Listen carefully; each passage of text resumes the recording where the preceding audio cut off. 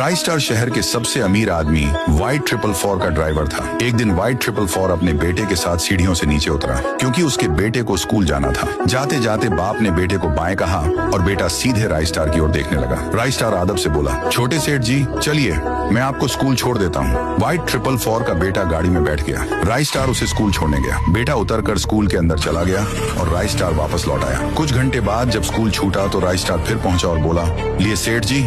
लेकिन वाइट 444 का बेटा भाव तक नहीं देता, गाड़ी में बैठ जाता है। राय स्टार उसे लेकर बंगले तक आता है और कहता है, उतर जाइए। बेटा उतरकर अंदर भाग जाता है और राय स्टार अपना दिन का काम खत्म कर घर लौटने निकल पड़ता है। घर पहुंचकर राय स्टार ने देखा कि उसका बेटा किसी लड़की के साथ दिल बहला रहा था। अचानक उसे देखकर दोनों रुक गए।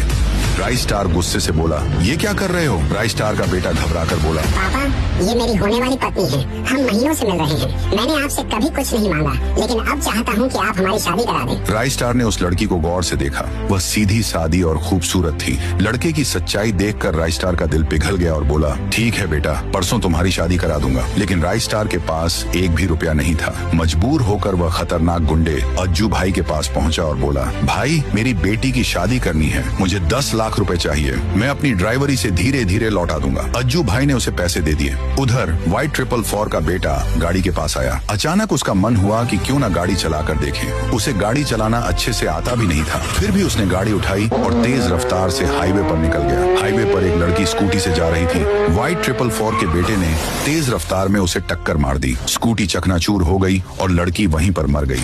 वाइट 444 का बेटा घबराकर गाड़ी लेकर घर लौटा और बोला, पापा गलती हो गई, मैंने एक लड़की को ठोक दिया, पुलिस पीछे लगी है। वाइट 444 बोला, चिंता मत कर, मैं सब संभाल लूंगा, लेकिन ऐसी गलती दोबारा मत करना। कुछ ही देर में पुलिस उनके बंगले पर पहुंची। वाइट 444 ने पुलिस को पैसे थमाए और कहा, कहना कि हादसा मेरे ड्राइवर ने किया है।